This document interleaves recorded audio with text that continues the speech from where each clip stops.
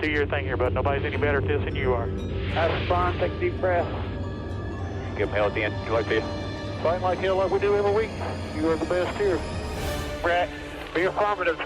You told me to get on. Info. Ready. Ready. Go slow. Green, green, green. Lock it down, lock it down. 14.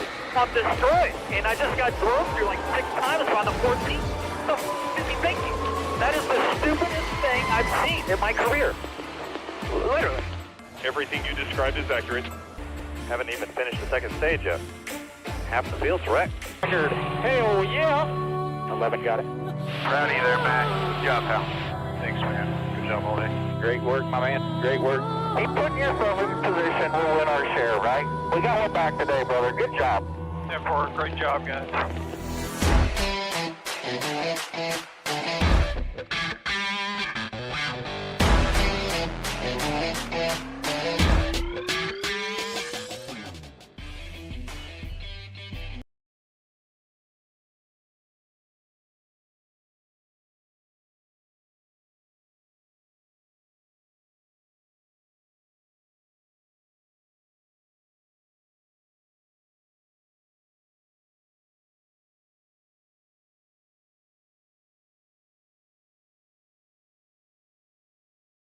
Test. There we go.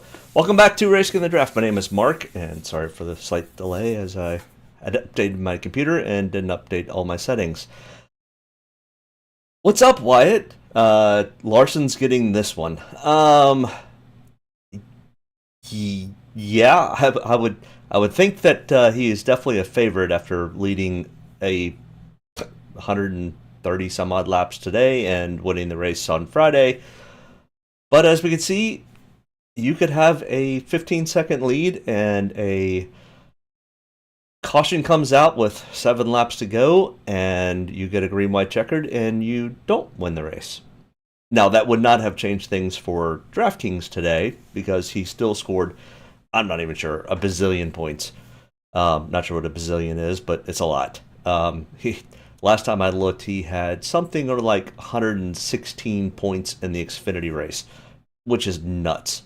Yeah, absolutely ludicrous. In fact, let me look real quick. Let's see what Kyle Larson ended up with today, because it was just absolutely silly. History.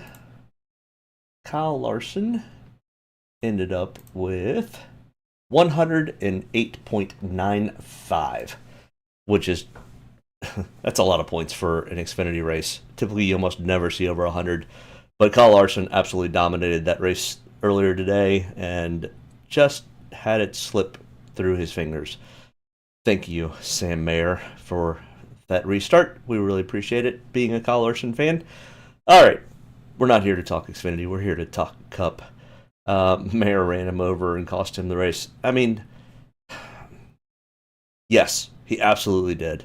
And I really tried not to dislike Sam Mayer because when he's good, he's really good. And today, he was the best Xfinity driver out there.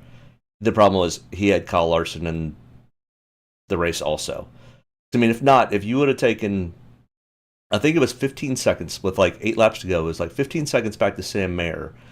And then from Sam Mayer back to, it was either Austin Hill, I think was in third at the time. It may have been Allgaier. But they were another 7 seconds behind Mayer. Mayer absolutely had as a regular in Xfinity, had the fastest car. So I get it, and I understand, but yeah. Well, let's just go to Cup, because I'm very frustrated with today's race, to say the least. I mean, I still ended up not winning very much in the Xfinity Series. I got a little bit of my money back, and I got a little bit more back because of the green, white, checkered and how things turned out, because Kyle Larson was 67% owned or something stupid. Well deserved. But it really just made it really, really difficult to. Everybody was just tied up top. All right, Cup Series. Let's get into it. All right, last week, the Pennzoil 400. What a race! Um, I definitely did not see Josh Berry winning that race, even though if we look back at his Xfinity starts at Las Vegas, he was always really, really fast in Vegas. And now that he's got a Cup car underneath him that seems to be very competitive week in and week out, at least at this point, really might show that Josh Berry and the Wood Brothers have turned the corner and might be contenders. I'm not ready to completely sell the farm on them yet, but they definitely showed the world that they were here to race this year. Long way to go, lots of racing to continue, but so far to start this year, Josh Berry and that 21 team have definitely been. I'm not sure the Wood Brothers have had a car and driver combination this fast since Berry, and I can't remember if that was like 10, 11, 12 years ago that Blaney ran that car, and then before that, you had to get back into the heyday of the Wood Brothers. Either way, congratulations to Josh Berry. That was a really cool win. It kind of hurt me a little bit in Draftkings, but that's okay. We win some and we lose some. All right, optimal lineups from Vegas from last week. Daniel Suarez, Kyle Larson, Josh Berry, Ross Chastain, Austin Cindric with a solid run all day. The Penske boys, two of the Penske boys showed up. The rest of them didn't do so much.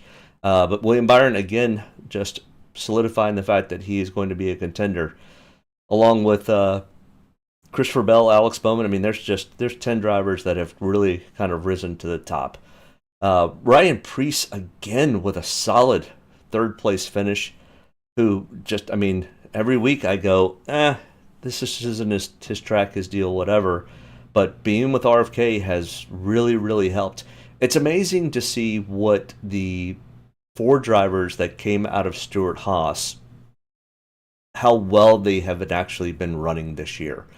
And it just really shows how discombobulated and just bad the Stewart-Haas team was last year, with just absolutely no leadership, no real direction.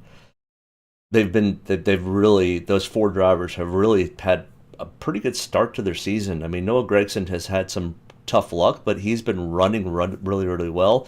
And when we get to the driver-by-driver breakdown, we'll see that Noah Gragson was fast in practice and in qualifying. He might be somebody that we might want to take a look at for this week. But yeah, I mean, Josh Berry's running well. Ryan Preece is running well. Briscoe's just had some really tough luck, and I think it's kind of showing that the 19 team has definitely got some issues that they need to fix within that organization. I mean, Denny Hamlin's starting to look pretty good. Ty Gibbs has once again just looked awful. And then we've got Christopher Bell, who was hands down one of the best drivers in NASCAR, and number 2, the best driver at Joe Gibbs Racing. And it's really odd to see the discrepancies throughout that organization right now. They are not gelled super well. They'll get there. They always do. I mean, it's them, it's Penske, it's Hendrick, or the top 3 manufacturer or teams, and they'll get there. I'm not worried about Joe Gibbs Racing. Ty Gibbs will figure it out, and the rest of them will figure it out. Or there'll be changes that'll get made. Wyatt says, I'm worried about Berry. I don't know what to do with him. I also like Preece, Dinger for value, maybe even Austin Dillon. All 4 of those guys are people we could absolutely potentially target.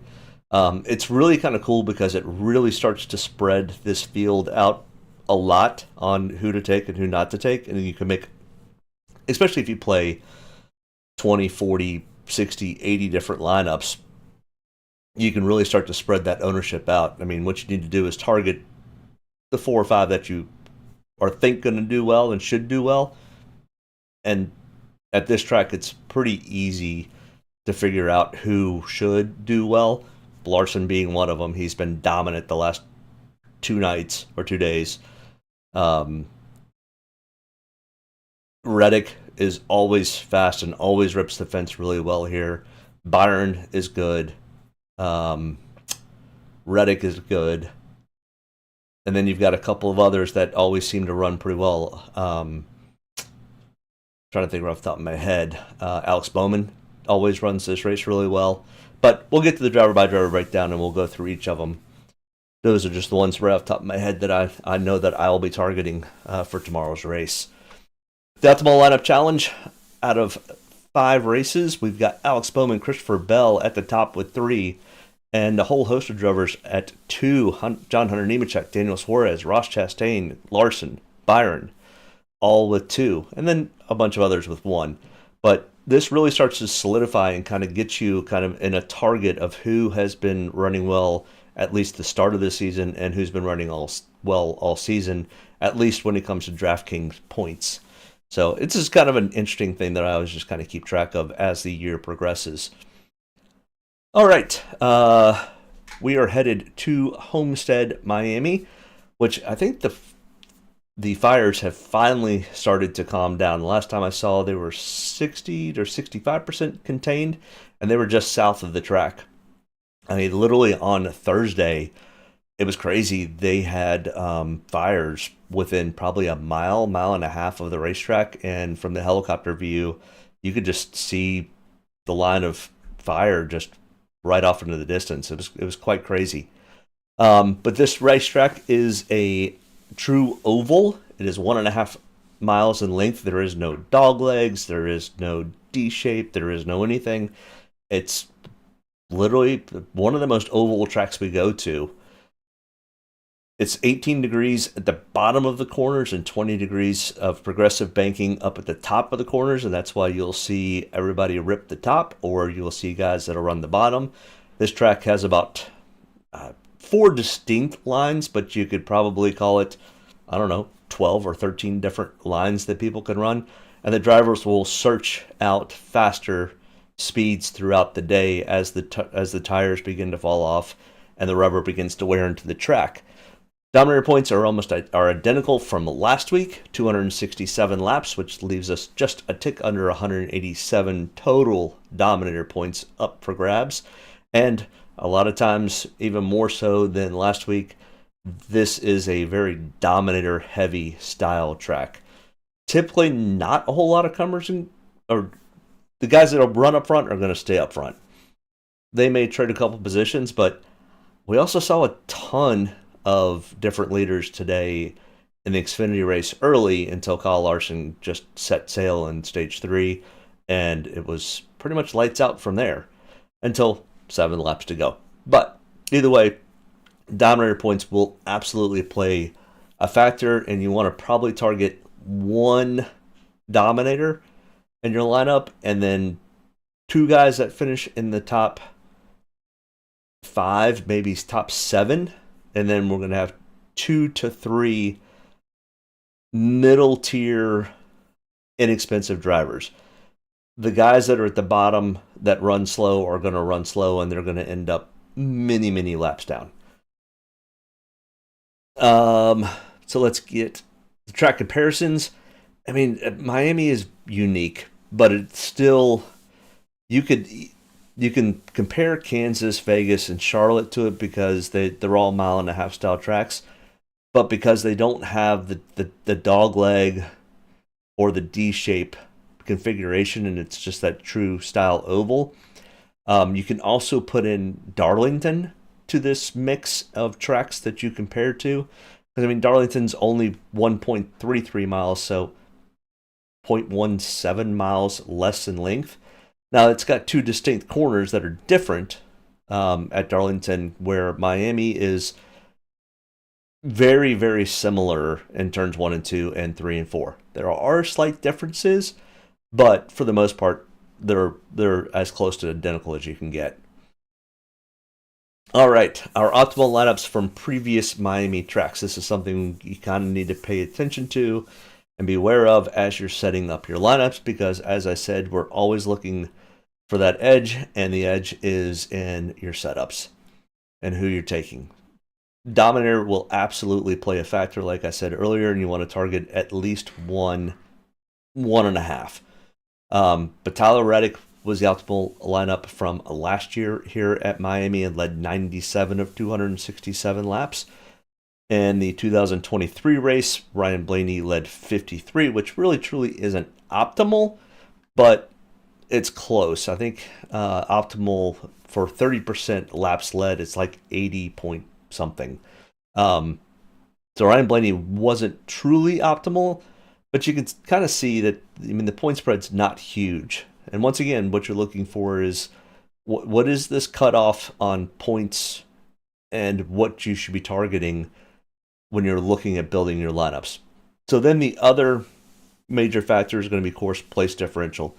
And the Miami 24 race, we had 4 guys that were place differential and 3 guys that finished in the top 5. We did have guys that did end up finishing outside the top 10. And the same thing happened in 2023. So definitely something to kind of keep in mind.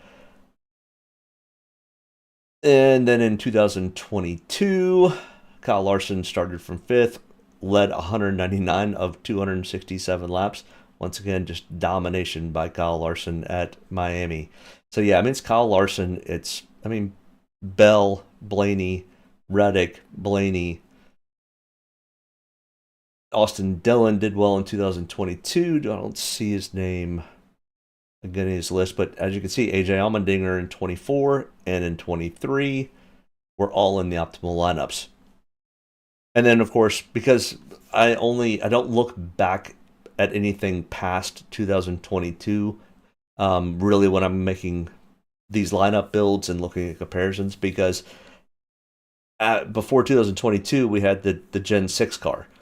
And the Gen 6 car was absolutely very much so different than this new generation car that there's no reason to compare, because you're not comparing apples to apples and not even really any type of fruit to any type of fruit. It's vegetable to fruit at this point.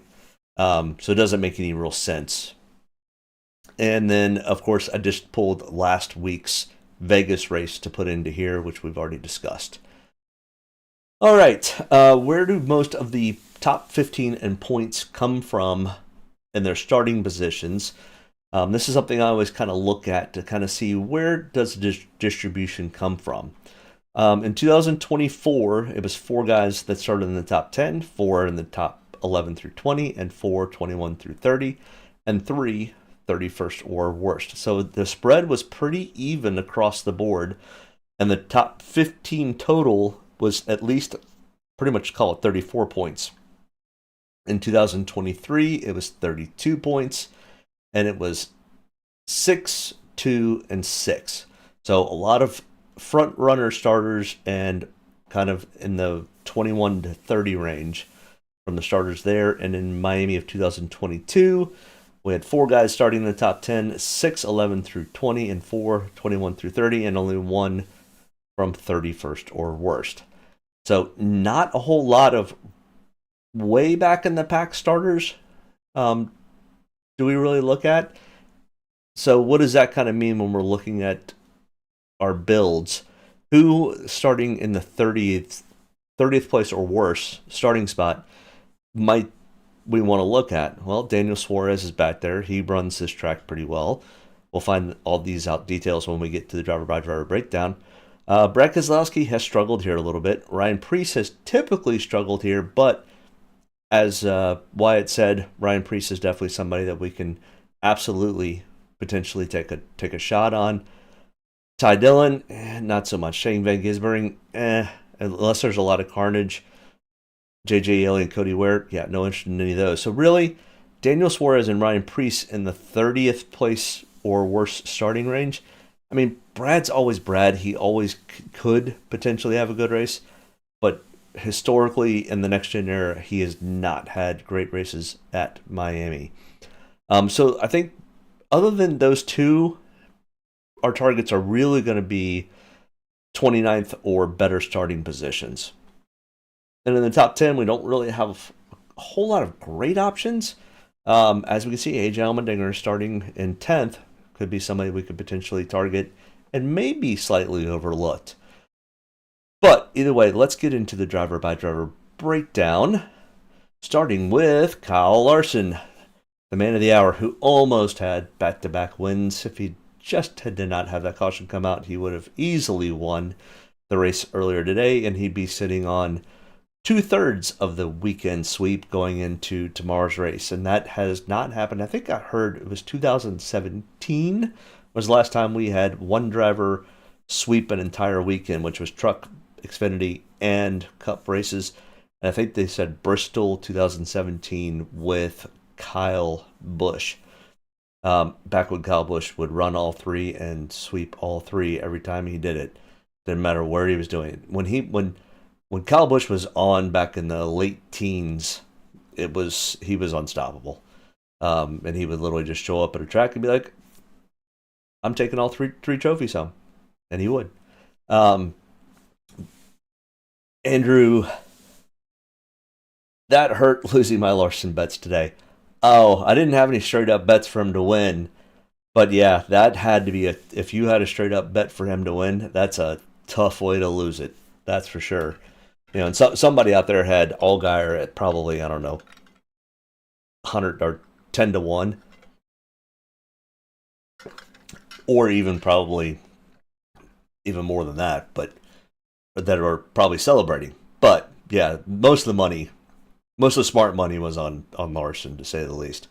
And a lot of the money's going to be on Larson tomorrow too. And I don't know if I necessarily like the bet, to be perfectly honest. As much as I'm a Larson fan and everything else, I mean, his speeds are super fast again.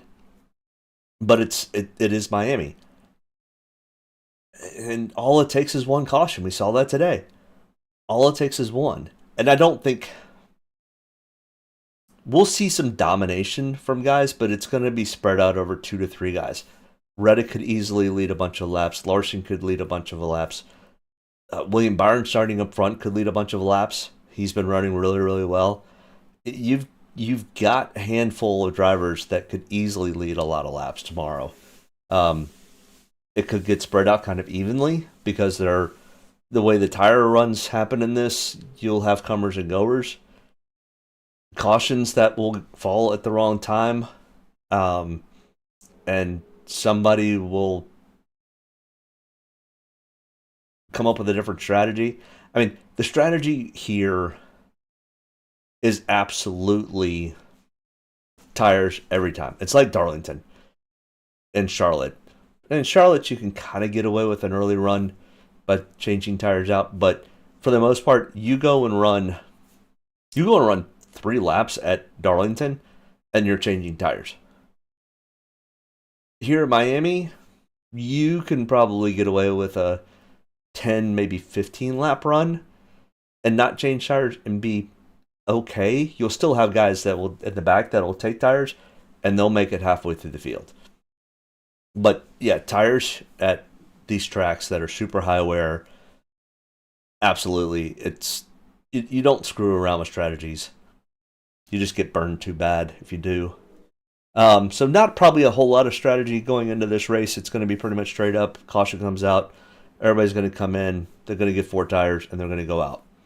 Depends on whether your pit crew does the job that they're supposed to do. All right. Make sure, if you haven't yet, make sure you hit that like and subscribe button. And let's see. For every like, Kyle Larson leads 10 laps. If you want Kyle Larson to win, make sure you hit the like button. Or if you want to make sure he gets lots of points. Because he's 11,500. He's not as expensive as he was in the Truck Series, where he was 13,000 or 12,500 today for the Xfinity race. But, I mean, there was a reason why he was so expensive. And there's good reason why he's so expensive today. All right, our driver-by-driver breakdown. Let's get into this. Let's talk about what this page all has involved. This line here, 1 win. This is 1 top 5, 2 top 10s, 3 top 20s, a 54.1 Draftkings average, and a 16.6 average finish. And a new category I've added this week is an 11.7 average, where he averaged the race running position. So his average running position for all 5 of the races. And you're going, what 5 races? Well, it's Miami of 24, 23, and 22. As I said, I don't go any further back than 22 because the information's null and void because of the last generation car. Last week's Vegas race, because it does run similar, and it's most current. And then the Kansas fall race of 2024, which is very similar. 1.5 miles, high tire wear, high speeds. You always want to change tires. Lots of similarities. So those 5 races are our comparison races to this line here that I just talked about. Then the last race they had here in Miami, which was last fall, Kyle Larson finished 13th. His full race. Thanks, White. I do like the average running position addition. It's finally something that NASCAR has been putting in, and Racing Reference and a lot of the other sites have put in this year, and I finally have had time to add it to all of the tracks that I pulled data on. And I think it's something to kind of look at because, you can see, all right, Kyle Larson's average running position was 11.7 at those 5 tracks. His average finish was 16.6. So it means he's had an issue somewhere where he was running pretty well and then ended up having a worse finish than he wanted. Of course, he always wants to finish first, but this kind of gives you an idea of what the race laid out, and was there just a tough break, kind of like today.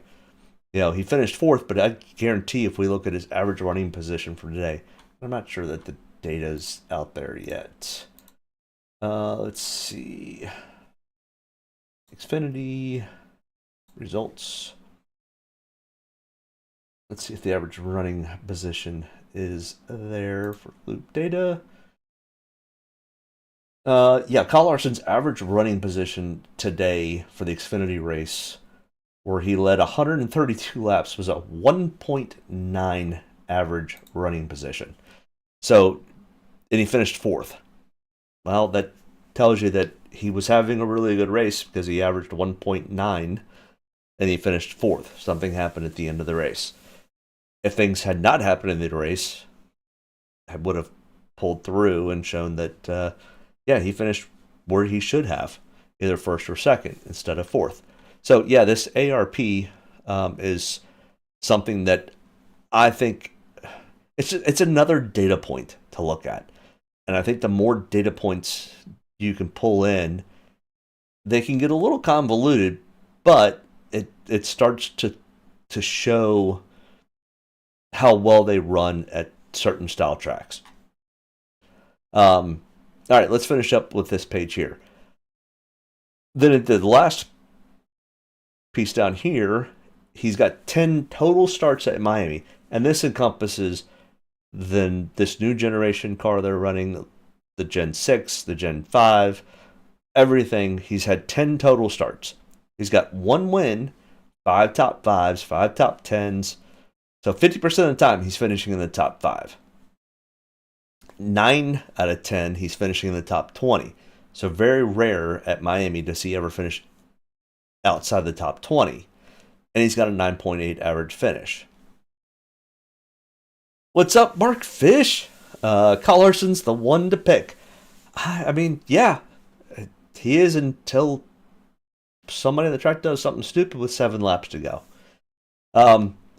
Either way, let's finish up Kyle Larson's page so we can get to everyone else's. Kyle Larson, 11,500 is his DraftKings price. He is starting from the 14th position. And if we look at his practice, he did practice in the 2nd group, which is most of the time the slower group because there's already been a lot of rubber laid down on the track, which makes the track slicker, especially if you've got bright, sunny, warm weather. And in the second, at the total, he was 3rd fastest.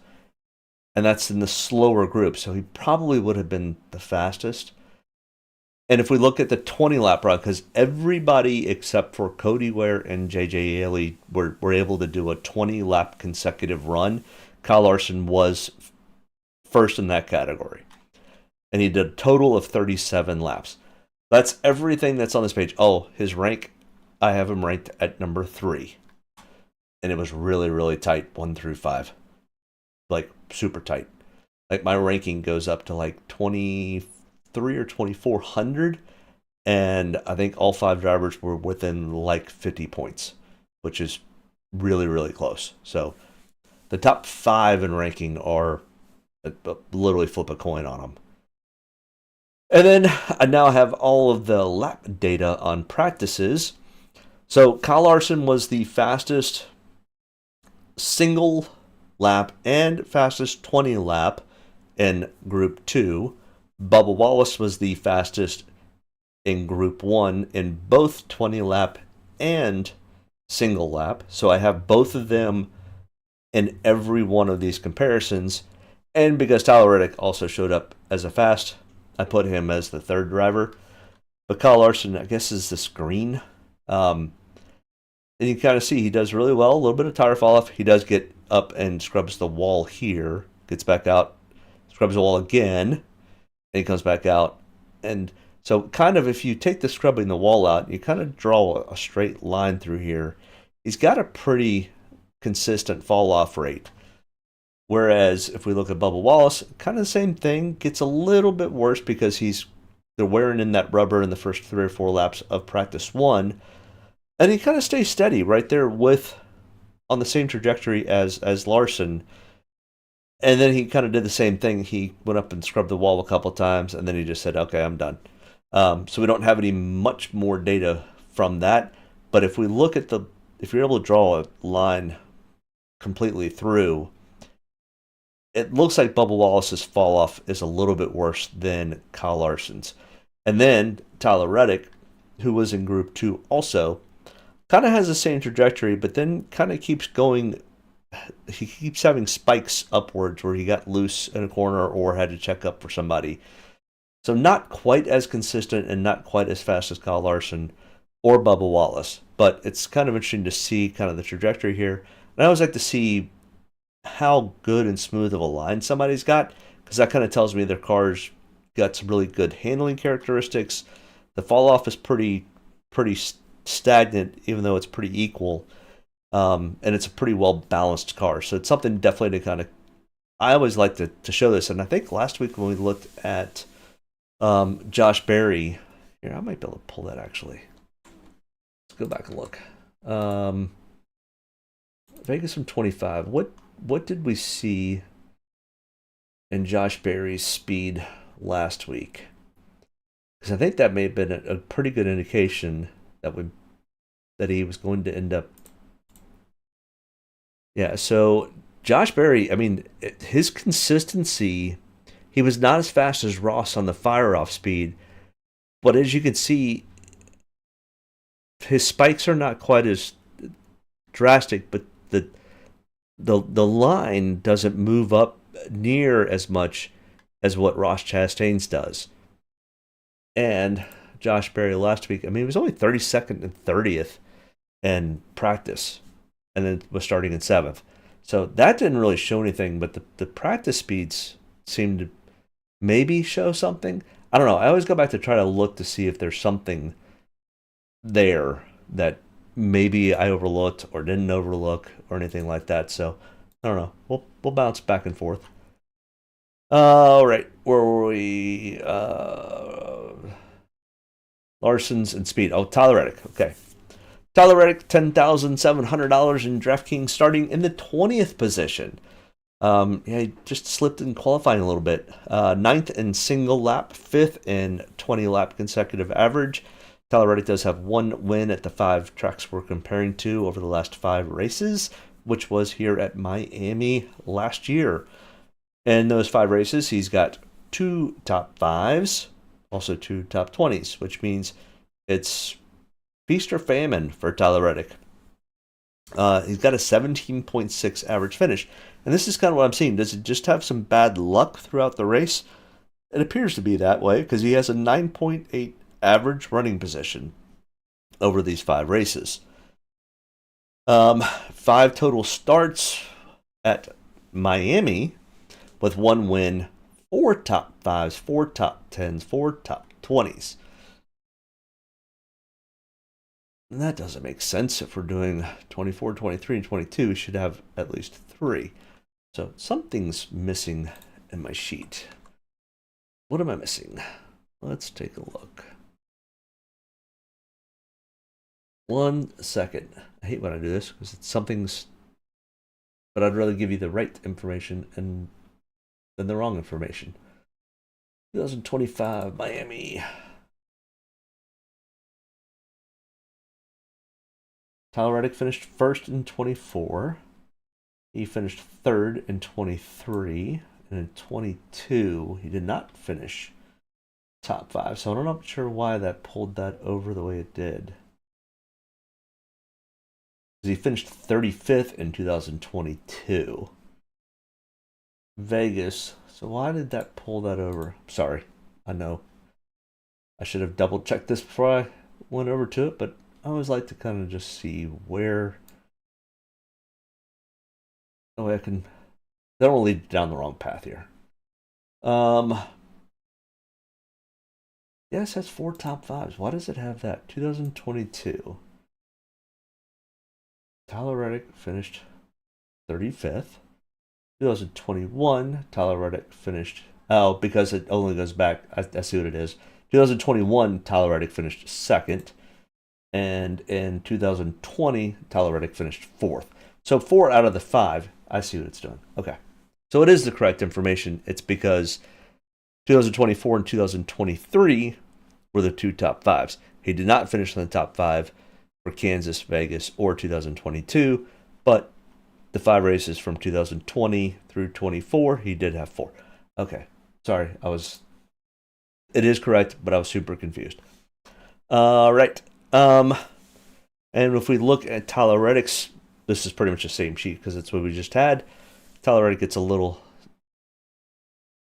sporadic here towards the end, which kind of seemed normal with the tire fall off. It gets really, really slick and a lot harder to have very, very consistent laps once you get about 20 laps into a run. All right, William Byron at 10,000. So far, Tyler Reddick's going to be super heavily owned also starting in the 20th spot, but because Kyle Larson's starting in 14th, both have place differential, both have potential to finish top 5, both have a chance to lead a ton of laps, both of them could be dominators, but at 11,500 and 10,700 makes it really expensive to run both in a lineup. And then you've got William Byron, 10,500, who also runs this track really, really well.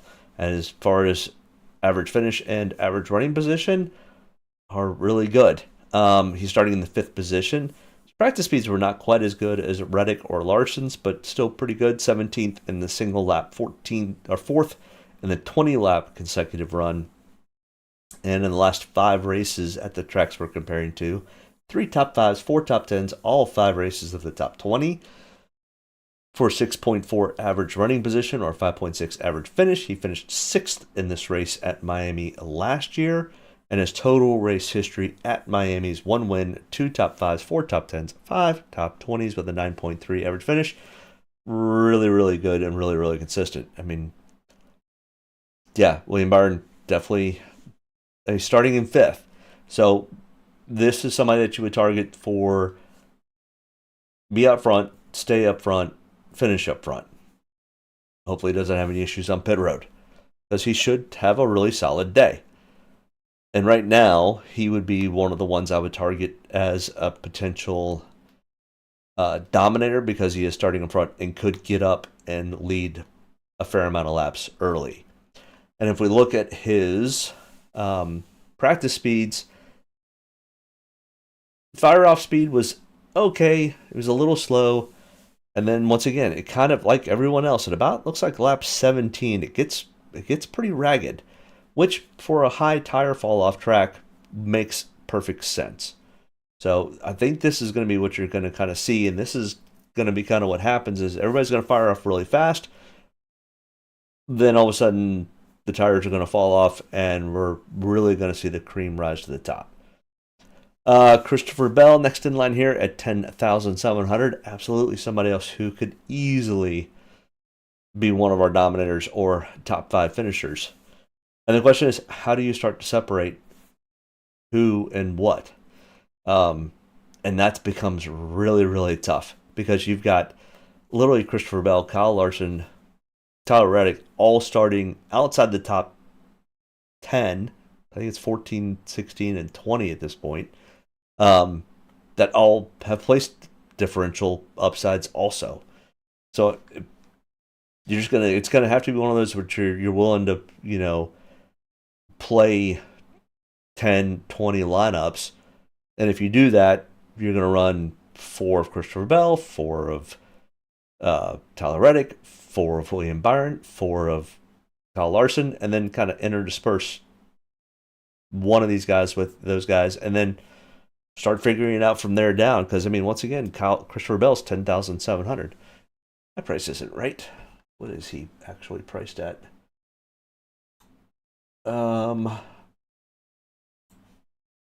10,200. Miss hit. But make sure I give you the right information. 10,200, not 700. But a 10.6 average running position, finished an average of 7th for the 5 tracks we're comparing to. And very similar to what we saw with William Byron. 2 top 5s, 3 top 10s, 5 top 20s. So all 5 races he's finished in the top 20, and he's starting in 16th. He finished 4th in this race last year. 5 total starts here at Miami with 1 win, 2 top 5s, 3 top 10s, 5 top 20s, an 8.8 average finish. And he's got 3 wins on the season. Pretty darn consistent and pretty good. Let's look at his practice speeds. Ticks slower than the other guys, and then still ends up getting pretty inconsistent towards the end. In fact, it was a little bit worse of an inconsistency as far as speed goes compared to Bubba Wallace and Kyle Larson. Was that maybe the setup was a little bit off? Was that maybe an indication of something else that could be going wrong? Don't know. But that's definitely something to keep in mind, that Christopher Bell's lap speeds from 17 on were much more ragged and elevated than Kyle Larson's were. Ryan Blaney next in line here, $10,000, starting in the 6th position. And to be honest, this is not an awful track for Ryan Blaney. It's also not one of his better tracks. It's kind of middle of the road for a Blaney style track. It's not that he's awful here, but it's not that he's super dominant here either.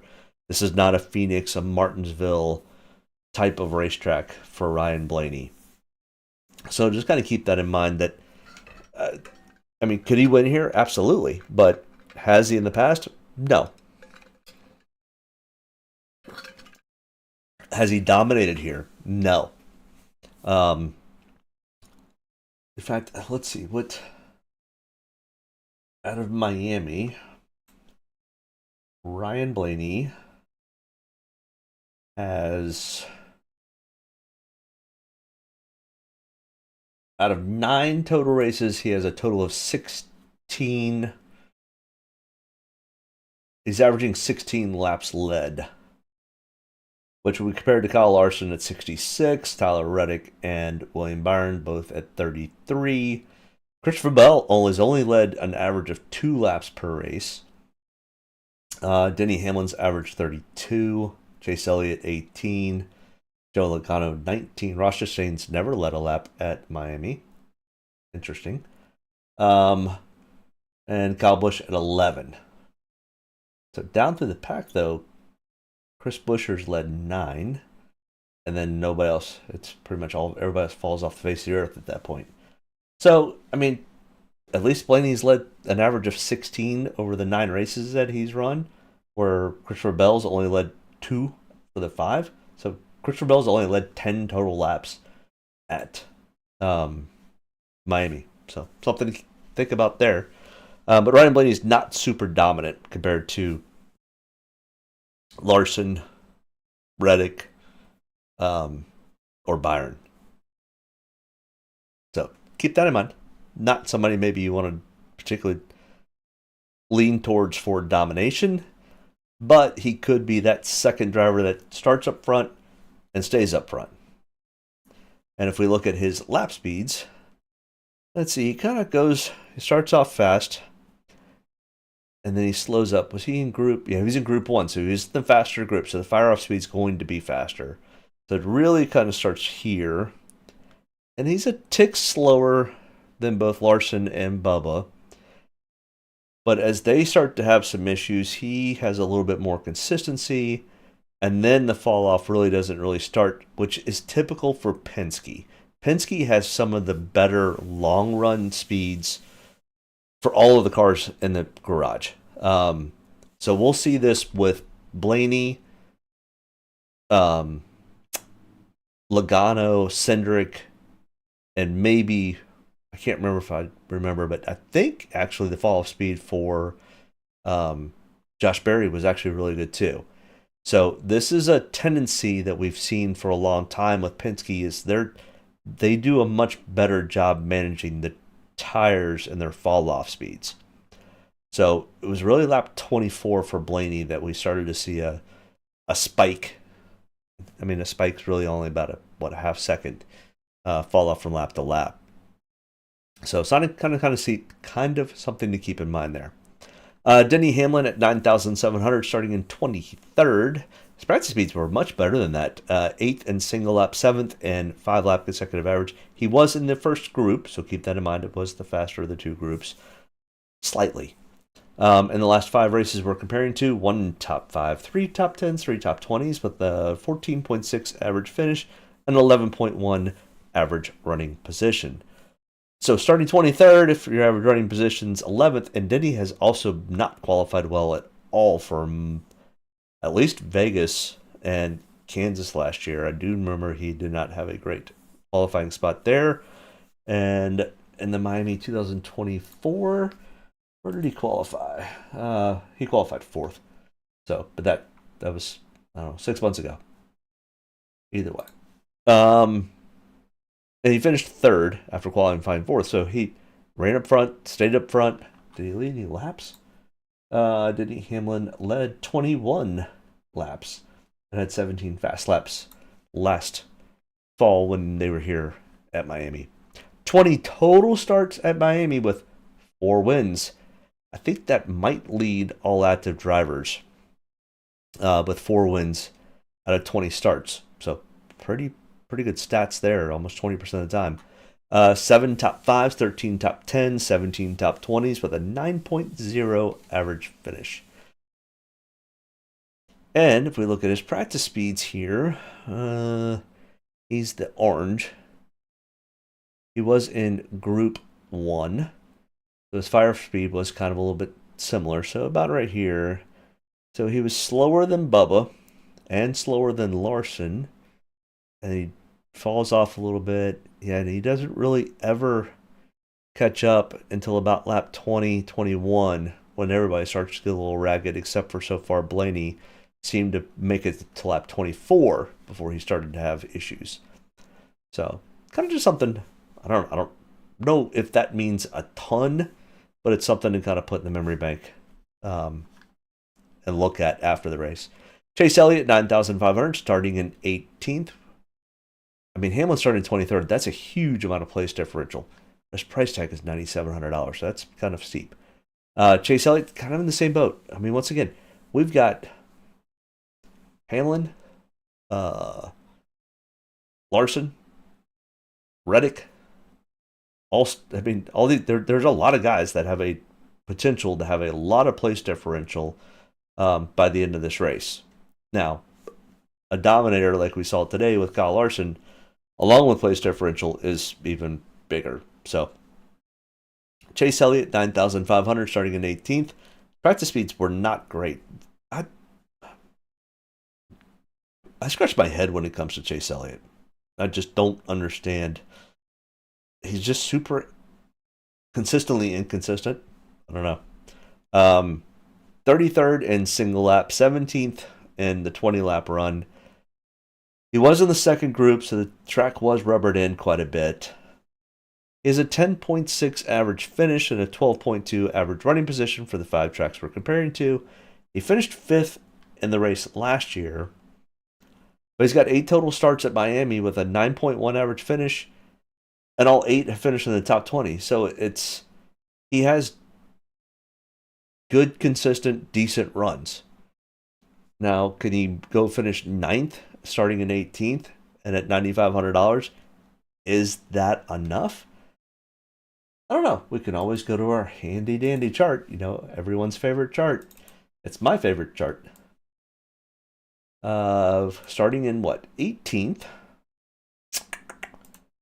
Finish in 9th. Don't lead any laps, but you have 8 fast laps. 47.6. To be 15th in points or better, the average is about 31. And to be in the optimal lineup, I think we saw like right about 50. So just slightly outside the optimal lineup. And at $9,500, is it better to take Chase Elliott or take a Tyler Reddick starting in 20th? Tyler Reddick probably has a potential of leading more laps or having fast laps and also having place differential. Is it worth the $1,000 price difference? You'll have to make that decision. And Chase Elliott's practice speeds, he's kind of this purplish color, I guess. I am colorblind, so slightly colorblind. It's faster than Kyle Larson on takeoff speed, but definitely slows up, and Larson starts to overtake him. Now, he stays pretty consistent. His first real big fall off doesn't happen until about lap 27. Now, was it just that much more of a clean track for him? It's hard to say, but even after that little hiccup, he still stays pretty consistent, and he ran the most laps, I think, of anybody in practice consistently. He had 37 or 38, and he was at a 34.5, where he started off with a 33.2. So 1.3 over 38 laps.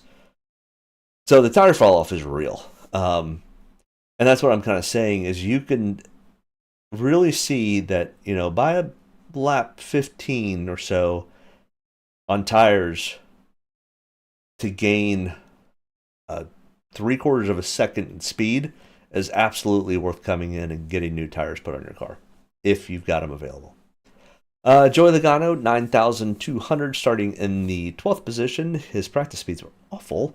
32nd in single lap, 24th in 20 lap consecutive average. And he's not been super consistent other than the top 20, where he's got 4 of the 5 races we're comparing to with a 12.8 average finish, or 12.8 average running position and a 16.6 average finish. Finished 28th here in Miami last year. 17 total starts. His only win was when he won a championship here at Miami. And he's got a 14.8 average finish. And if we look at his practice speeds, those colors are close together. As I said, Penske has a tendency to not have as severe on the fall off. So he was in Group 1, so fire off speed was really fast, and then it's kind of slowed up a little.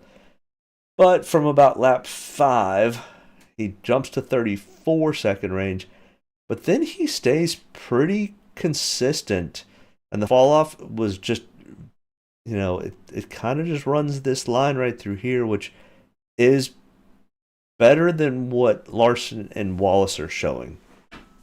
So very, very similar to what Blaney had, we're seeing with Joey Logano, which is not surprising because both are Penske cars. Like I said, Penske has really good long run speed. He did 35 total laps of practice. Ross Chastain, $9,000, starting in the 25th position. He was 16th in single lap, 30th in 20 lap consecutive average. We've got some place differential potential here with Ross. He has an average finish of 14.4 here at Miami. He is from the Miami area as a watermelon farmer. And he's got a 13.1 average running position. He did finish 33rd in this race last year, and his average finish at Miami is a 23.2, with only 1 top 10, 2 top 20s. Not super. Most of this is coming from Vegas and Kansas than from Miami. So Ross did run the truck race on Friday and he ran pretty well. I think he ended up finishing 5th. So kind of keep that in mind. That always has a tendency to help a little bit to get some more track time. But, I mean, Ross could probably, I think if I'm kind of thinking about it, where do I think he should finish? Probably 11, 12, 13. And if we look at our handy dandy chart, starting in 25th, oops, where is it? Yeah, here. Starting 25th, where does that get you to? And they finish in 12th. And let's say you do have 8 fast laps. 47.6. So, about where we were talking about before. Just underneath the threshold that you'd like to see for somebody in the optimal lineup. But, you don't necessarily always have to have the optimal lineup to end up cashing very well. So, Ross Chastain at $9,000 starting in 25th. There's definitely room to run. I think the ceiling's limited slightly. Probably, I think a top 5 may be a little bit tough. More like maybe a top 10, but I think 15 through 10th is much more of the realm that Ross may end up finishing at. Ross's long run speed or practice speeds slightly slower than Bubba Wallace and Kyle Larson. And he gets kind of jagged at about lap 22. And he kind of stays up there and gets a little more inconsistent. So his long run speed is not super good. His mid run speed seems to be a little bit better. His fire off was pretty good. And he was in practice number 2, which is the slower of the 2 practices. So kind of keep that in mind. I mean, short run speed, Ross looks to be pretty good. Long run speed, which typically we've got some long green flag runs at Miami. I mean, I think kind of Ross will probably be somewhere between 10th and 15th. Is that enough at $9,000? It's a little tough. Kyle Busch, 8,800, starting in the 22nd position. He was 20th in single lap, 35th in 20 lap consecutive average. Fall off was really bad. We'll see here in a second what it really looks like. In the last 5 races at the tracks we're comparing to, only 1 top 10, 3 top 20s, 18.7 average running position with an average finish of 22nd. He finished 31st in this race last fall. They were Richard Childress and Kyle Busch also had just a miserable year last year. So, is that an indicator? They've been running better this year than they did last year. Kyle Busch only has 1 win here out of 20 total starts. 4 top 5s out of 20 starts. His top 10's a little bit better. He's almost 50% of the time in the top 10. And his average finish is an 18.6. Let's look at his fire-off speed. He was in practice 1, so it should have been a little bit faster. It kind of was at the start, but then kind of falls off. And really falls off a cliff by lap 10. And then falls off again by lap 20. So, yeah, his long run speed, starting in 22nd, I mean, he's realistically probably looking at a 15th to 20th place finish, in my opinion. Of course, anything could happen. We saw Josh Berry win last week. Did not expect that. I'm not seeing a whole lot out of these practice speeds that make me think anything different than kind of his average finish is 22nd. His average running spot is 18th. He finished 31st last year. I mean, there's a couple points here to gain, but I don't think it's a ton. Alex Bowman starting from the pole. Ugh. In the last 5 races we're comparing to, which he's missing, I think, the 2022 race here at Miami. He had a hurt back, or 2023. He's got a 9.8 average finish. Doesn't have a top 5, though. So really consistent of finishing about, 9th. He finished 7th in the fall race last year here. And in His 8 total starts at Miami, no top 5s, only 2 top 10s, 5 top 20s, 16.4 average finish. Starting from the pole scares me a little bit with Alex Bowman. The upside is he probably has the best potential to be a early dominator and lead maybe the first 30 laps. Is that potentially enough if he finishes 7th? Let's take a look. Starting from the pole, and you finish, let's say he finishes 5th, has 8 fast laps, but he leads 30. I put you at 46.1. So, and that may be a tough. The starting first, finishing 5th is riskier than who were we looking at before that we did this? Ross Chastain starting 25th to get up to 12th.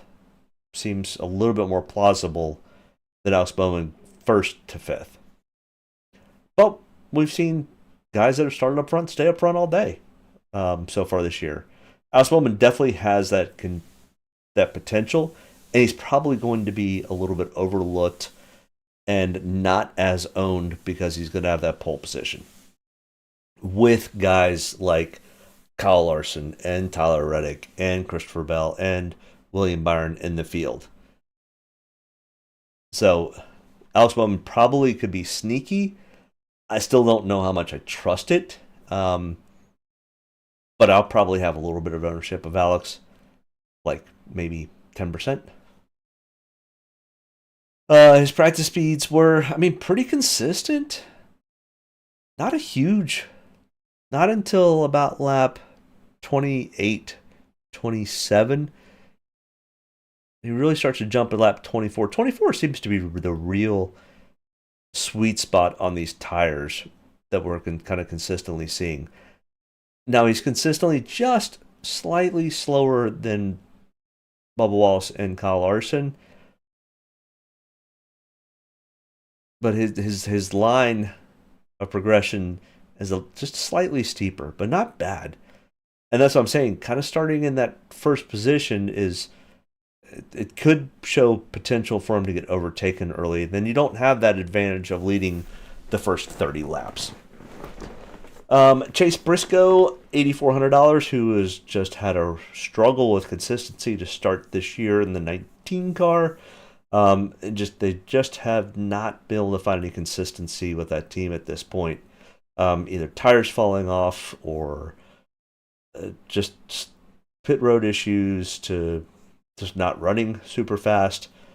Very inconsistent at this point so far for the Chase Briscoe era in the 19 car. But good qualifying spot. He fired off fairly quick in the first practice session. Once again, the faster of the 2 practice sessions. But in the last 5 races that we're comparing to, 3 top 20s, no top 10s. And the 4 starts at Miami, he's got a 20.8 average finish. Everything's pointing away from not finishing in the top 5. So I will probably lean towards not having a whole lot of Chase Briscoe. And if we look at his practice speeds, he was in practice 1, fired off quicker than Kyle Larson, but very quickly was much slower and consistently much slower than the rest, especially if we kind of look at the trajectory of it. He easily is probably at least a 10th to a 10th and a half off of Larson and Bubba Wallace. So starting in 6, probably starting a little too far up for what I would like. Bubba Wallace, $8,200, starting in 9th. He was first in single lap, but he was in the faster group. We've talked about this many times. And second in the 20-lap consecutive run. And we've been looking at Bubba Wallace and Tyler Reddick's numbers. Bubba Wallace's and Kyle Larson's numbers all of this show so far.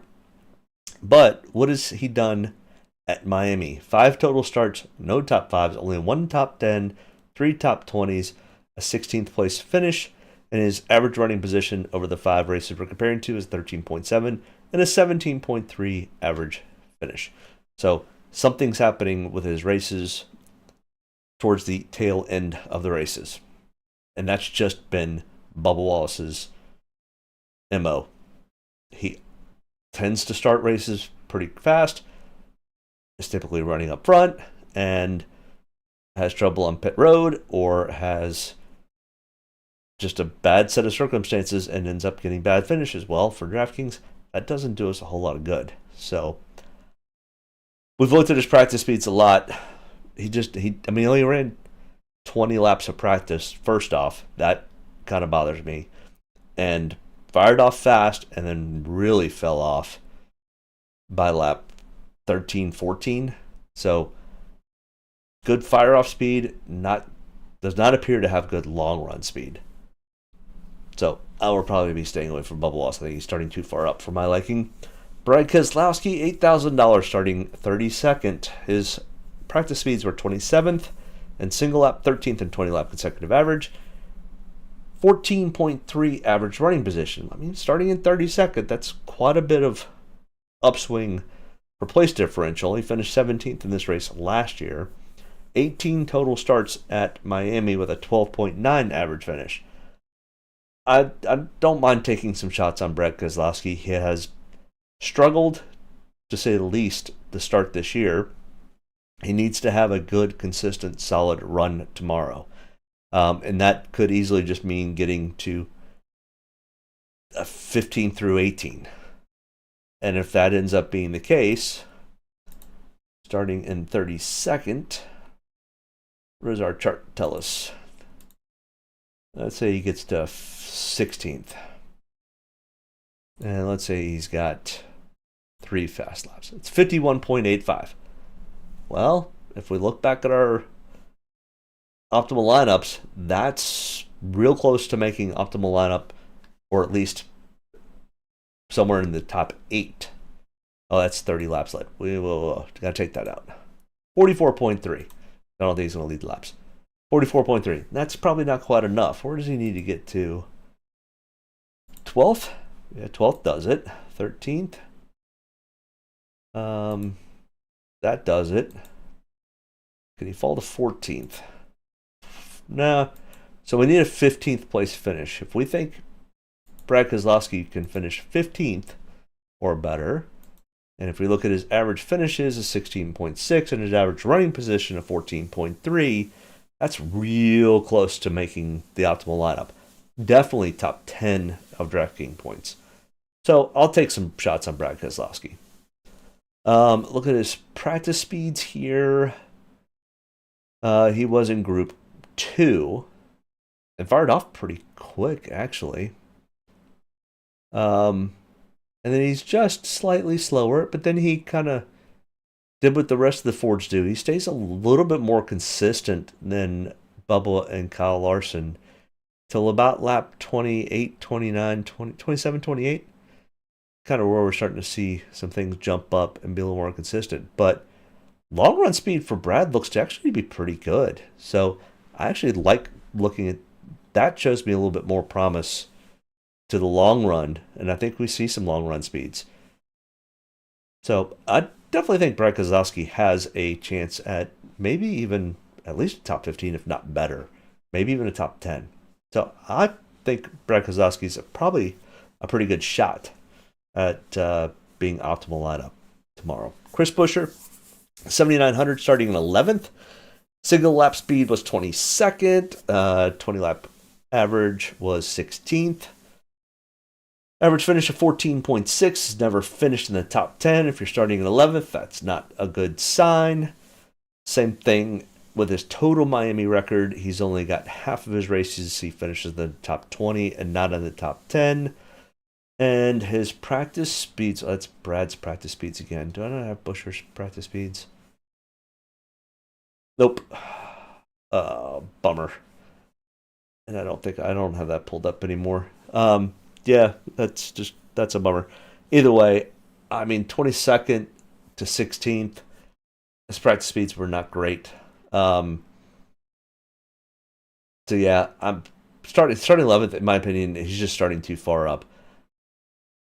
I think it will be close to a full fade for Buescher for me. just nothing in here shows that he has the potential to finish in the top 10. Finished 15th in this race last year, 19.8 over 8 starts, a 14.6 over the 5 races we're comparing to. Yeah, I'm probably not going to go too close to that. Austin Cindric, kind of in the same boat, but I want to look at the Penske run speeds. He's qualified in 8th. Only has 1 top 10 out of the 5 races we're comparing to. And if we look at his Miami starts, the 3 times he's done it, 2 times in the top 20. He's never finished in the top 10 either. Now let's look at his practice speeds. Oh, his lap speeds are way all over the place. He goes from a sub 34 to a plus 35. He lost a second there, and then just never really recovered. Yeah, I'm not on any Austin Cindric for tomorrow, so Austin's out, and Chris Buescher is out for me. Josh Berry, coming off the win, goes out and qualifies second after his practice speeds were 31st and 20th. Oh, you just make it so difficult to take you, Josh Berry, starting in second. I'm going to be a fade. He does have the 1 win last week at Vegas. And even with that win, he's got a 16.7 average finish. He did finish this race last year in 11th, and it was his only start here. The big plus for Josh Berry is one of the best drivers in the Cup Series with managing tire wear. Let's see what his practice speeds look like when it comes to tire wear. Honestly, not phenomenal. Yeah, his fall-off speed actually was pretty significant, especially in Group 2. You would hope to see a little bit more consistency. Yeah, I don't love what I'm seeing here, especially starting in second. So I don't love the pole sitter, and I don't love the outside pole sitter. Surprise, surprise. I typically never do. I think if somebody said choose one of the two, I'm probably taking Byron. Daniel Suarez starting in 33rd. Woo-wee. Starting way back there. He was one of the guys I said early in this video that I do like, and we'll probably have a fair amount of, and I probably expect him actually to be pretty heavily owned also. $7,600 starting in 33rd. His practice speeds were 19th in single lap, 18th in 20 lap consecutive average. He's got an 11.4 average finish for the 5 races we're comparing to, which is not so great as his total history at Miami. 7 total starts with only 1 top 10, 4 top 20s, and a 21.7 average finish. So super not great with that stat. What's his practice speeds look like? Oh, God, his color looks just like Kyle Larson's. But he does have 1 jump up at about lap 17. Then he comes back into shape, and he kind of follows the line. Now, Kyle Larson did come back and have a little bit better speed here. Fall off is pretty great so his long run speed for Daniel Suarez does not seem to be super good. And that's pretty consistent with most of the Chevys. I'm not sure how Kyle Larson came back and fired off, 4 or 5 laps and got faster over those 4 or 5 laps. But it is Kyle Larson. So starting in 33rd, I definitely don't mind taking shots on Daniel Suarez. His history probably shows 11th through 15th type of finish, kind of like where I think Brad may finish. And they're both starting kind of next to each other. So a Daniel Suarez, Brad Keselowski, and a Kyle Larson type of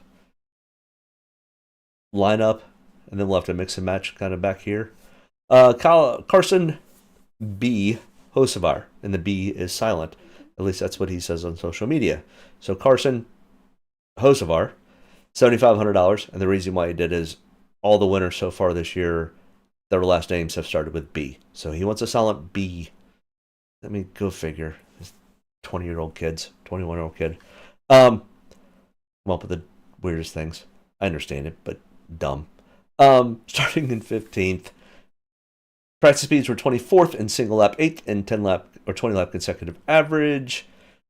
He's only got 3 starts for the 5 tracks we're comparing to, 23.7, but he does have a 9th place finish here last year at Miami. So this is actually bringing his average better, is Miami. Let's look at what his practice speeds are. He's in Group 1, so his practice speeds fire off just the similar as Bubba Wallace's, and then he kind of falls off and stays a little bit further off and just never really catches up to Bubba Wallace's speed. So starting in 15th, he has a tendency when he starts in the teens of literally just staying there the entire race. He'll move up in the top 10 for a little bit, he'll fall back to the 20th, and then he'll end up finishing the race right where he starts. Now at $7,500, is 15th to 15th enough? Probably not to make optimal lineup. In fact, we'll just look at it. I can guarantee it doesn't. 15th to 15th, only 29.35 if he has 3 fast laps. So it's probably enough to make the top 15 maybe in points, but not much more than that.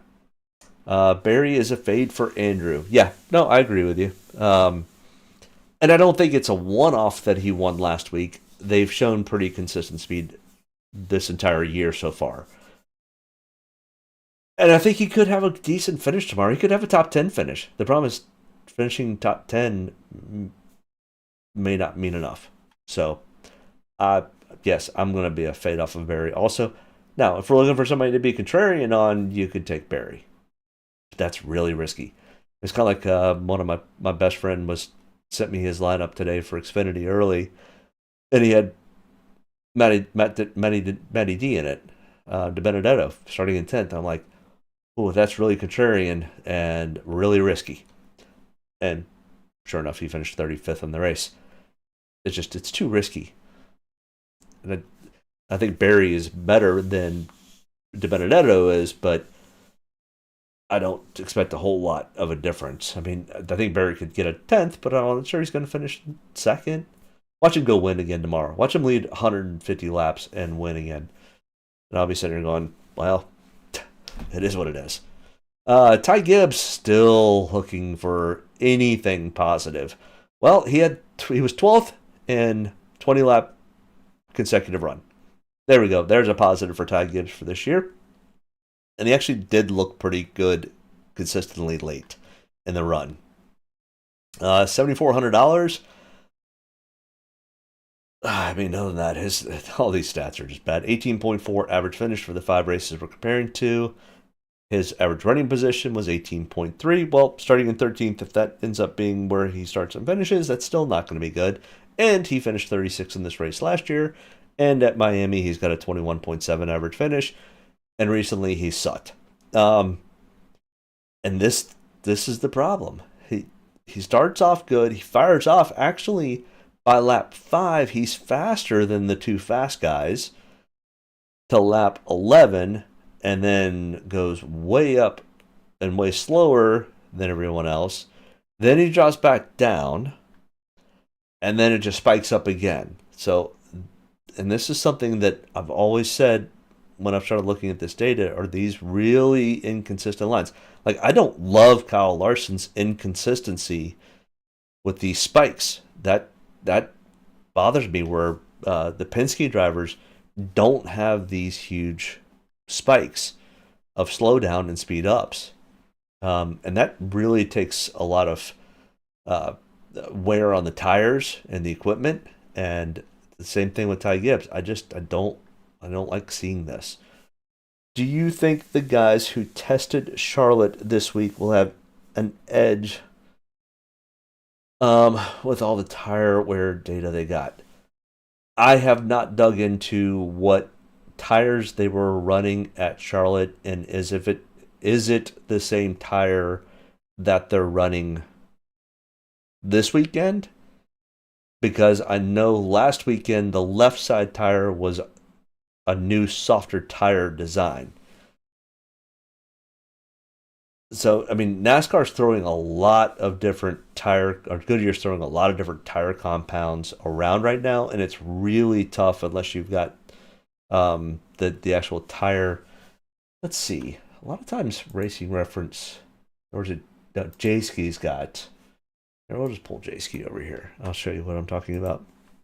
If you go to here and you go to the race page, Goodyear notes. Homestead. The left side code is D5184, and the right side's D5222. Cup cars return to Homestead 2024 tire set, being on an 18-inch beaded diameter tire. Cup teams ran different tire set up. Yeah, we know that they run different. Did they run this at... All right, let's pull J-Ski from last week and see... Cup Series. Let's see. Schedule have it, maybe? Pennzoil 400. Goodyear notes. All right, so we had the left side were 51844. 51844. So the left sides are both the same as what they ran last week, and it was a softer left side tire. The right side tire is 5222. So they're running the exact same tires that they ran last week at Las Vegas, which is a much softer left side tire, which should show a lot more wear than what they had been running. Who do you like for some DraftKings cash plays?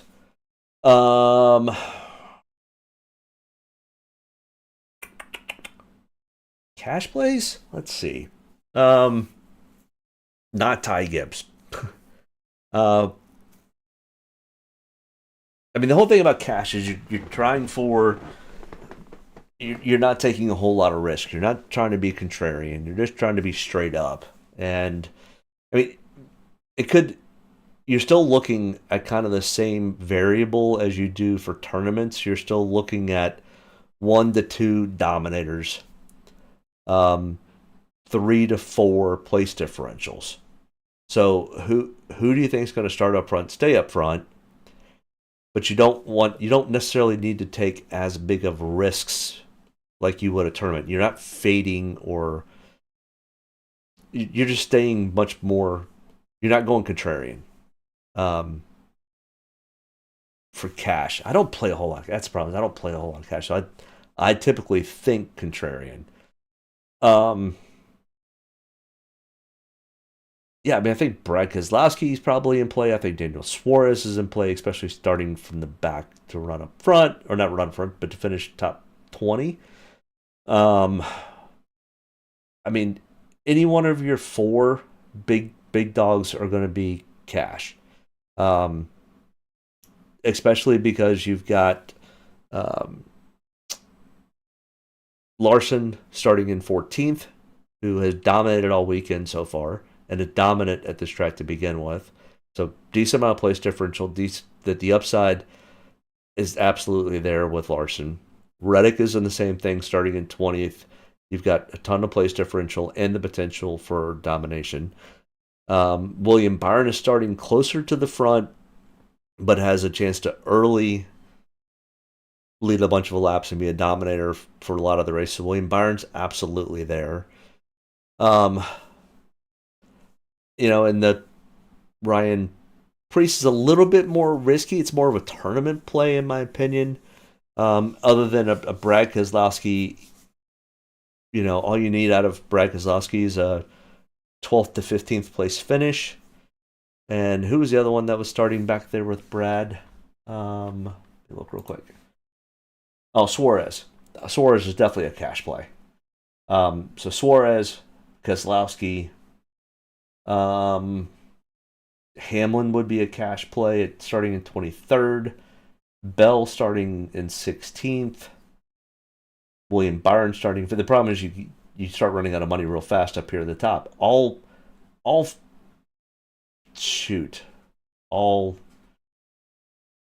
is that? 1, 2, 3, 4, 5, 6, 7. All 8 of your most expensive drivers are all absolutely playable this week.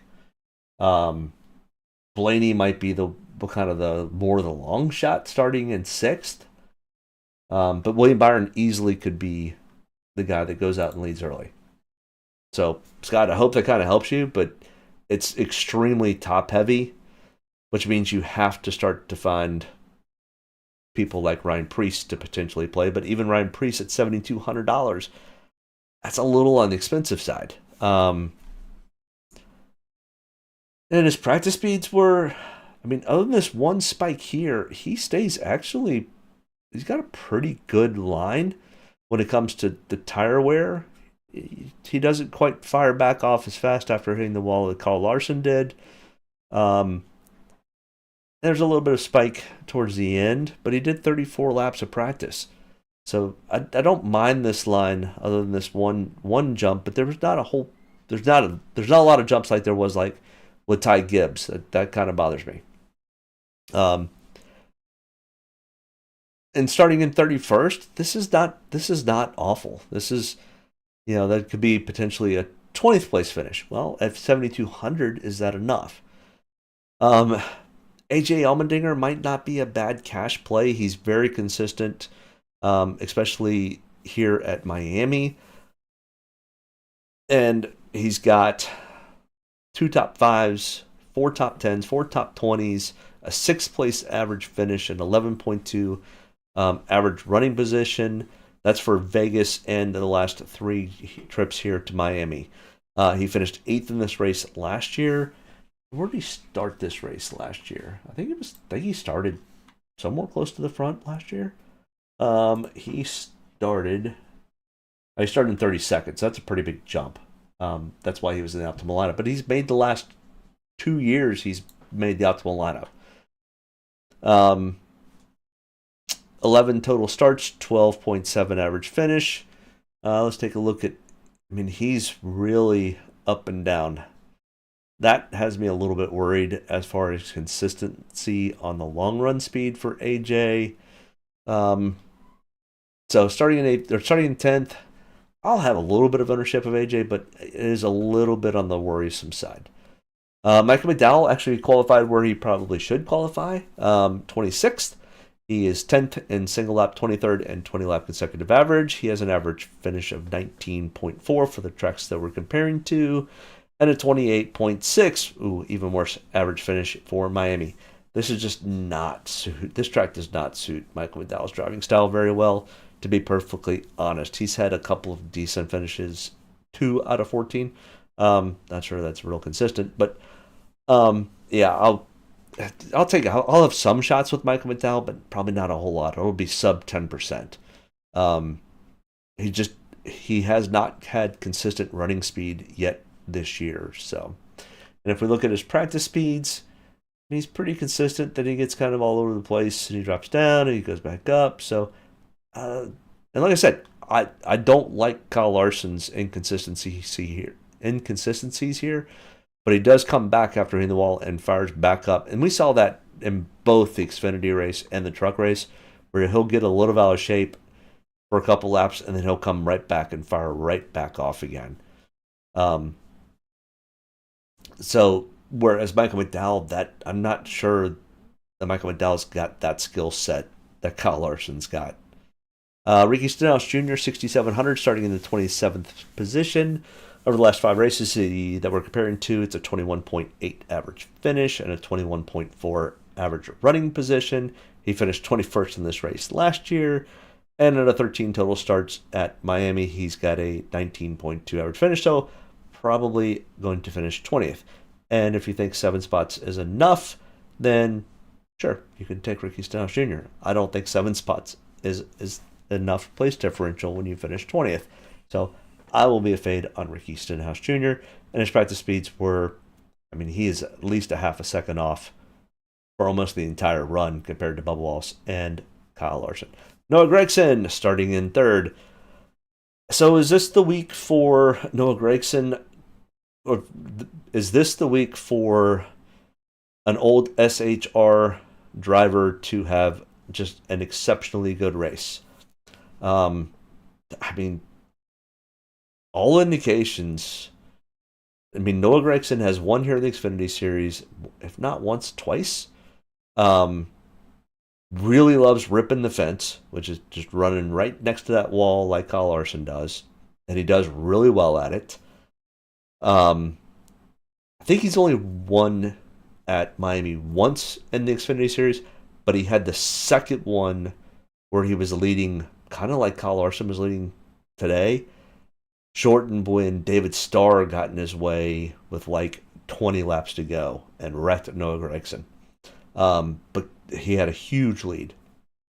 So that probably should have been 2 wins that Noah Gragson has had. Josh Berry won 2 times at, not to throw too many comparisons here, but Josh Berry had won twice at Vegas, had not performed super well until this year at Vegas and won the race. And he qualified well and practiced super well. Noah Gragson has pretty much called 2 wins in the Xfinity Series. Should have had 2 wins. Definitely 1. But has practiced super fast and now qualified super fast coming out of this SHR camp. I'll take some shots on Noah Gragson because I think he's going to be super low owned. I mean, kind of like Josh Berry was super low owned last week. I just think there's something to it. And I mean, Priest has been running really, really well all year long. I think this weekend might be Noah Gragson's turn to have a hey, I'm falling out from SHR type of day. And if we looked at his practice speeds, I mean, pretty consistent, not no real big swings until we get to about lap 30. I really think Noah Gragson's got a decent shot tomorrow for a top 5, maybe even for a win. So I'll be taking some shots, and I think he'll be contrarian. So I definitely like that play. Family Man, if you're listening, Matt, I really do like the Noah Gragson play tomorrow.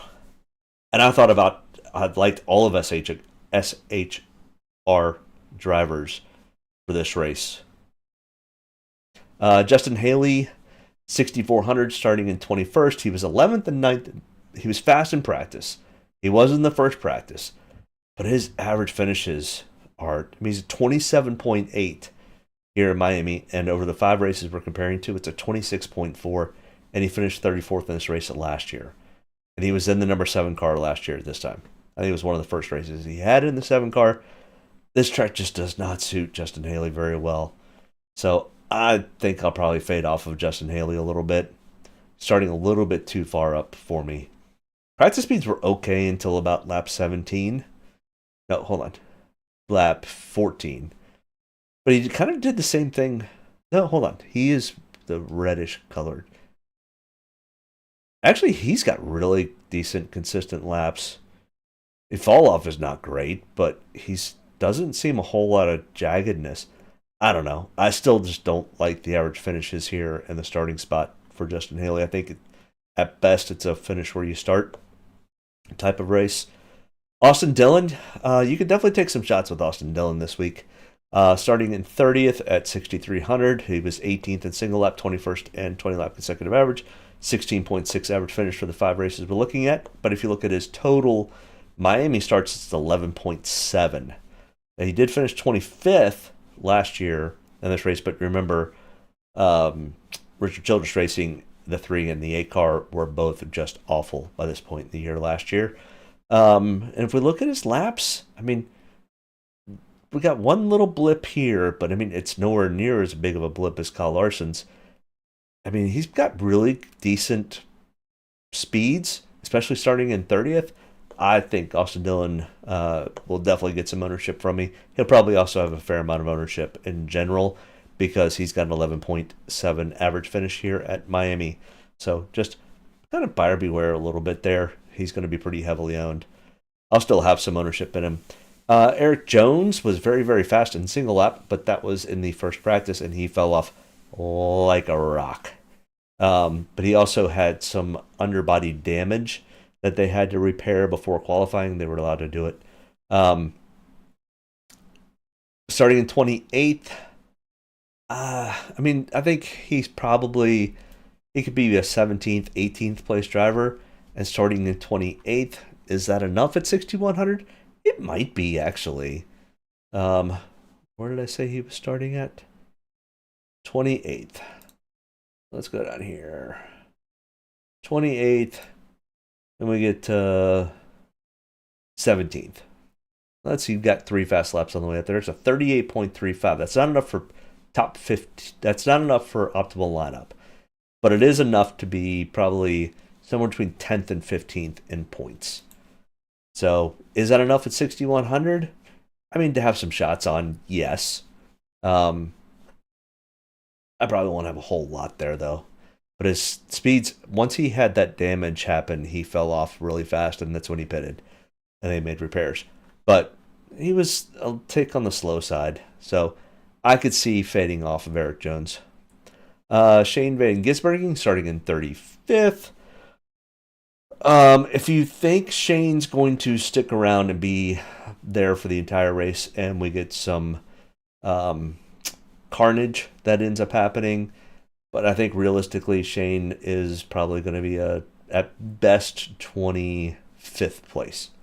Maybe if things go really, really lucky, he could get to 21st. I'm not sure he gets in the top 20. So with that being said, start in 35th, get up to 21st, or let's say 22nd. He's not going to have any fast laps, so we just zero that out. 33 points. And I'm not sure that makes the top 15 in points. So I think I will probably end up being a fade off of SVG this week. He did a ton of practice. I'll give him that. And his speeds did not look awful. I think he came in and may have gotten some adjustments in here and then went back out. No, he did 35 laps of practice. There's no way he went and gotten adjustments. He just ran a different line and got a little faster. But yeah, I'm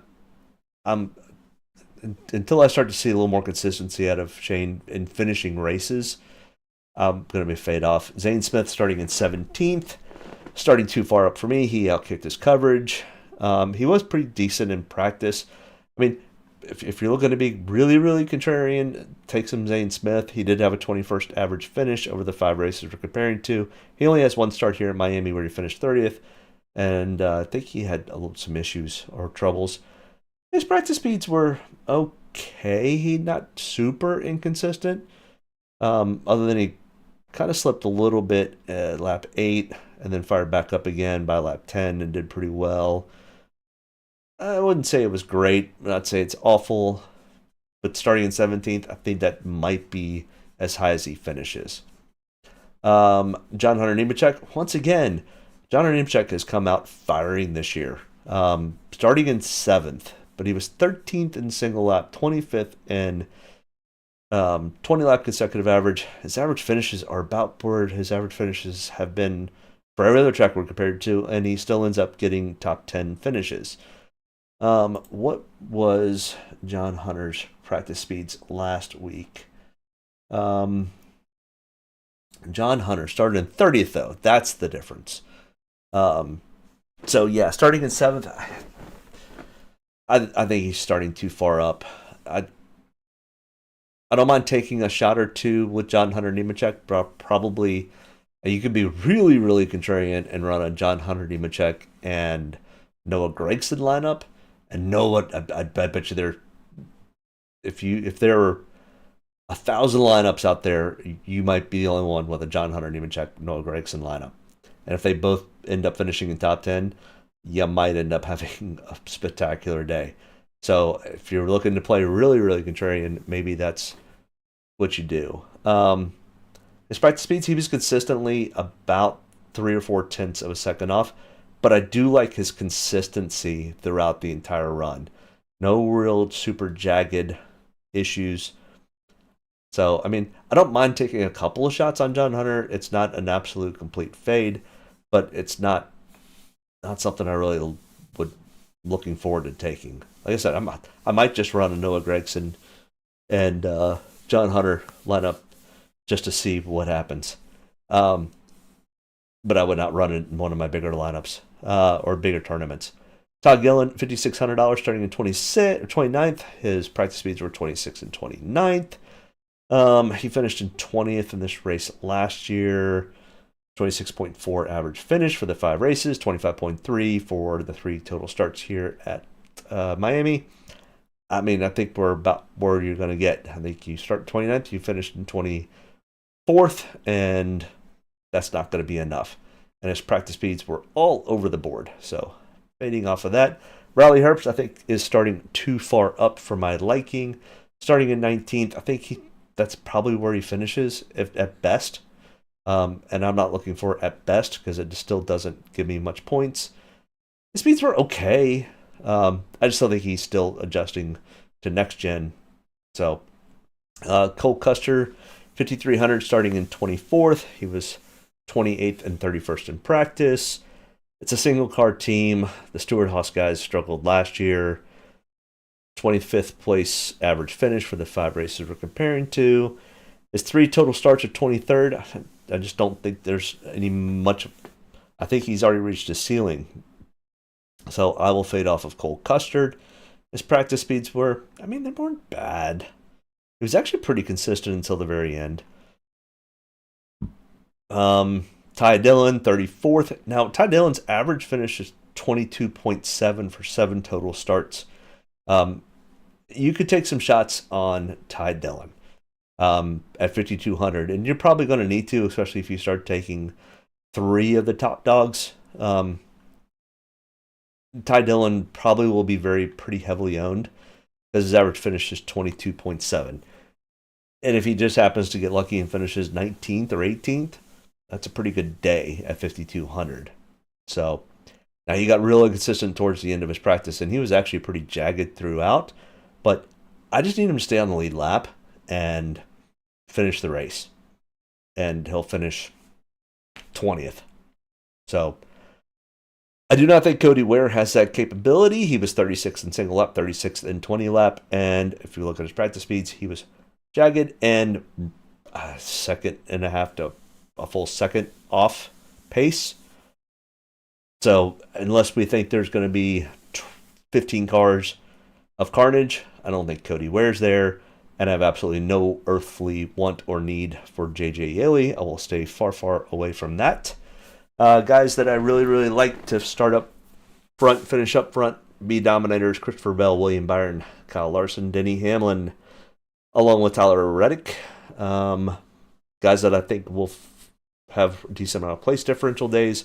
Chase Elliott is definitely in play. Ross Chastain, Daniel Suarez, Brett Keselowski, Ryan Preece. Kyle Busch is an outside shot. I don't really think I like Carson B. Hocevar.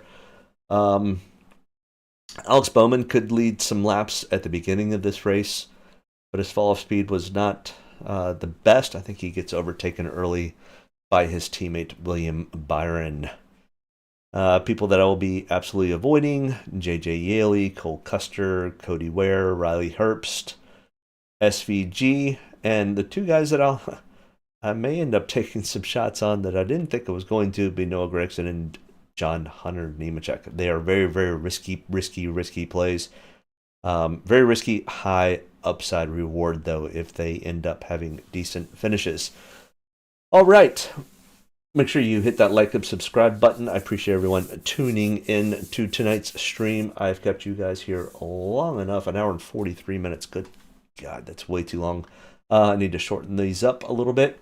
I appreciate you sticking around for the entirety of this broadcast. And we will... Oh, next weekend, I'm at Martinsville. I hope to have a video out Thursday or Friday. Did you say 50 points is what you're trying for optimal lineups? Yes. 50 points for optimal lineups. Let's go back to the optimal lineup screen real quick again. Does that make everyone dizzy as I spin through this really fast? Optimal lineups. 2022 was 40, but last year in 2023 was 50. Well, he had a 46.8 and a 40.5 on the low end. You also had Ryan Preece at 59 and a 56. So, yeah, it's realistically, you're looking at that 50 points. For most of your players, you can get away with one of them being in the mid 40s. But yeah, I think what you're kind of looking for is 50. I've seen some punts win the contest I was in, like, yeah, but you're also talking about two different things, Andrew. You're also talking about Xfinity and trucks. Less laps, less potential for dominator points, fast laps, and it's much more of a place differential contest than what the Cup Series is. So, yeah, I mean, Nunez and Poole were definitely both decent plays. I'm not sure I played a whole lot of Nunez in the truck race. I mean, Brendan Poole was actually a pretty good play today for the Xfinity race, but Cup scores way more different. I mean, the truck race is 134 laps. This is 267 laps, so almost twice as long. And the Xfinity race was, I think, 200 laps today. So you have 67 more laps of dominator points. So it just ends up scoring different. I understand what you're saying, but 50 points in the truck race that's a big points day. Except for whoever wins or finishes second, but towards the bottom, yeah, you get to 50 points if you're a sub $7,500 driver. That's a big day. So, yeah, I mean, you just look at these optimal lineups. It's 54, 55, 57, 63, 69, 70. 2022, it's 148 points for Kyle Larson. 68, 50, 60, 43, and 40. Then the last 2 years, 85, 82, 74, 64, 41, 59. Most all of them are above 50, except for maybe one. But even that's on Michael McDowell, starting 24th and finishing 14th. The 46.9 is Austin Cindric, starting 26th and finishing 12th. So yeah, I'm calling the cutoff. You need to, if you're trying to pull an optimal, you need to have 50 points as your cutoff. Now, your top 15, you're looking at more like 35 points, which opens up the aperture a little bit. So hopefully it helps you out, Andrew.